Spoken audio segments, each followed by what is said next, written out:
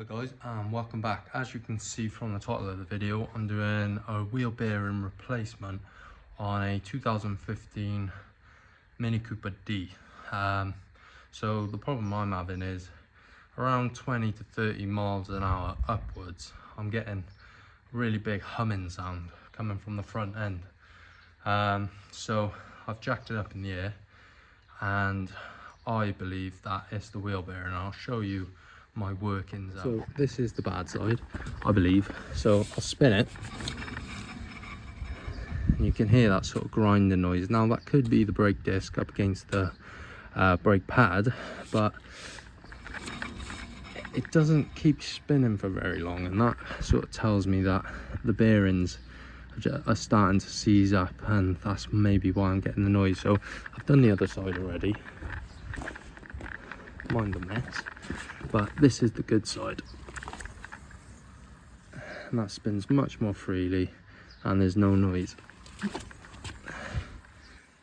So I'm going to show you how I replaced it. So first thing first, get it up in the air and then remove the 5 wheel bolts holding the wheel on, and now we've got access. So what we need to take off is this caliper, this disc, this bolt in the middle holding the drive shaft in, and there's a I believe that's 14mm and an E14 on the other side to take the bottom ball joint. Now this bottom ball joint is what gave me the most trouble out of everything.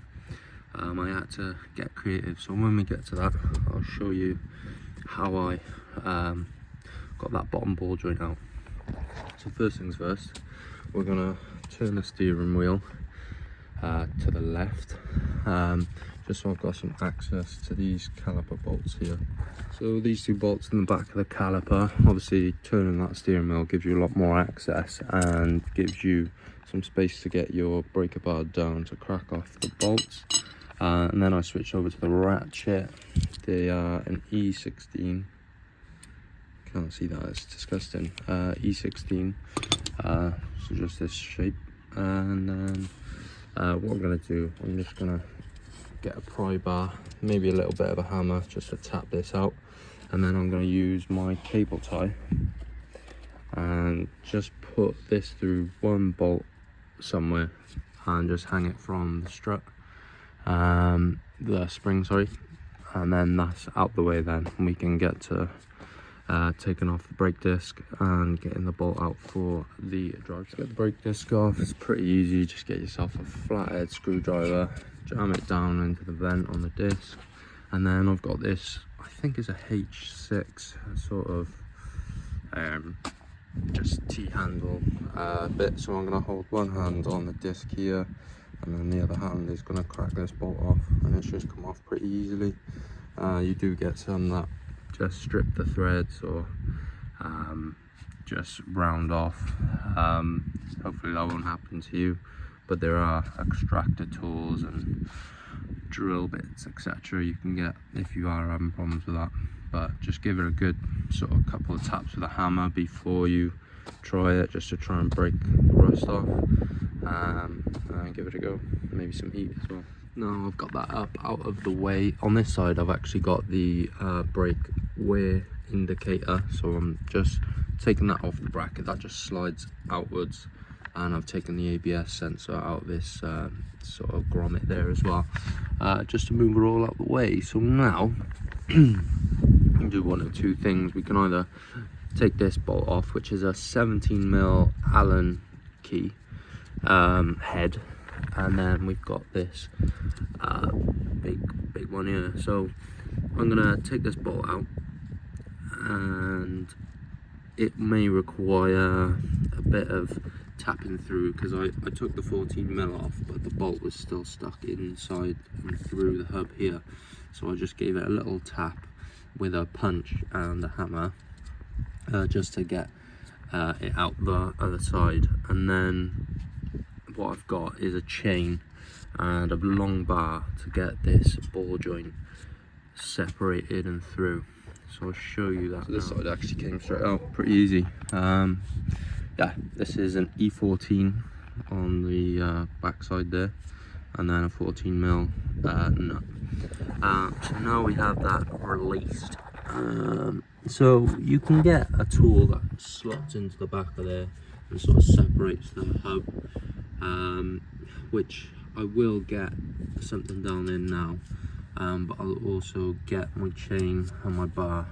Alright, so this is my contraption. So I've got this chain, could probably do with a heavier duty one because I'm just bending the links in it.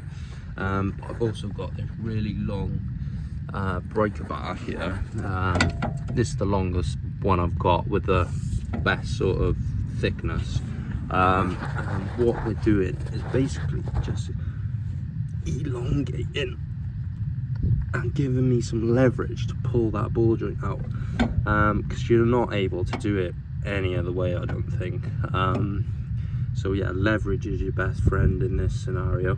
On the other side, I had to get the hammer on this side just to sort of like break it down.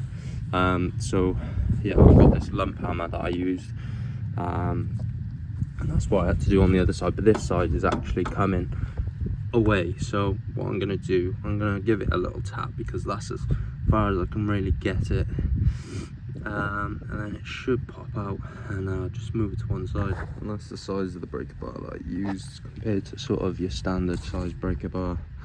I don't think this one will work at all, so you want something nice and thick and long.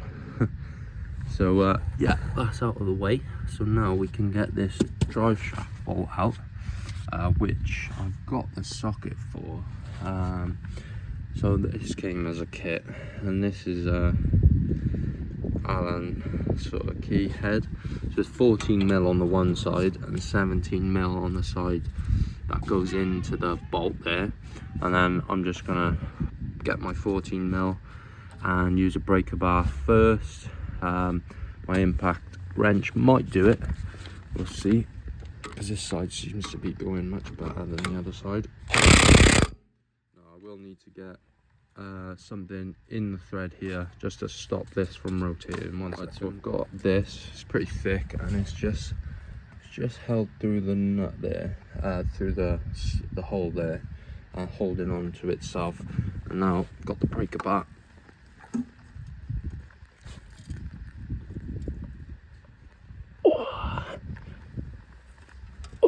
There we are. And that is cracked. That reveals this bolt here. It's got a spring and an O-ring on it, and just a little bit of grease on the end. I'll put that to one side. Now that pops out, and we can get to the T60s on the back.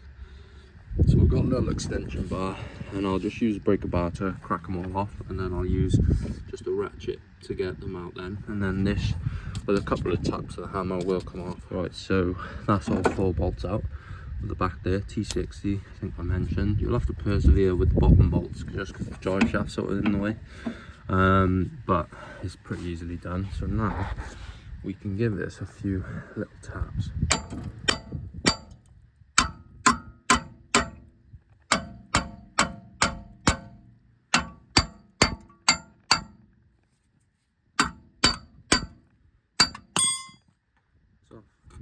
Right, so I've given the hub a bit of a wire wheel just on the drill there. It's sort of missing the ABS sensor because we don't want to damage that, and it is quite corroded in there, so I got a little screwdriver in there just to try and chip away as much as I could. But yeah, ready to install the new one now. So this is how it comes. I paid £121 for a pair. Just so you know what you're sort of looking at. This is a Borgenbeck part. Comes with the 4 bolts and the drive shaft bolt. So it comes with the spring. So just look at the old one that came out, and that's how it's come out, with a bit of grease on the top. So I'm just gonna replace it like for like. So I'm just gonna put a bit of grease on the top of there. We're ready to install that. I'm pretty sure you can probably use the old bolt if yours doesn't come with that. But first of all, gonna line this up. So one side the holes are further away, sort of wider, set apart, if you can see that. So you just gotta match that up. I'm pretty sure that little notch at the bottom there sits in that notch there on the hub, but I'll just double check that. Yeah, that's right. So that notch, you'll see, fits into that notch.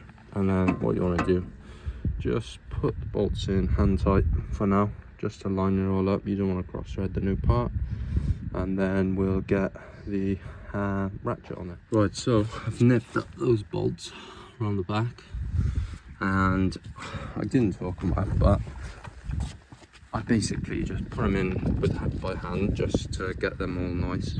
And then I've got the ratchet there, and I just did it in sort of a cross pattern, just so it seats in nice and equally.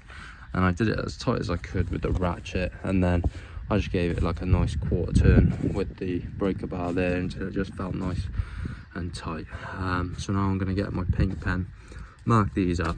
So that's what I like to do when I'm doing jobs like this. And then we'll start putting the drive shaft back together, ball joint back on, disc on, bit of copper grease on the back there, brake disc back on, wheel back on, we're all done. Nice easy job. So to get this bolt in, I had to turn the steering all the way to the right, and it was a bit tricky. I had to get the bar back on the ball joint and hold it down with my leg, just so I could turn this hub into the drive shaft.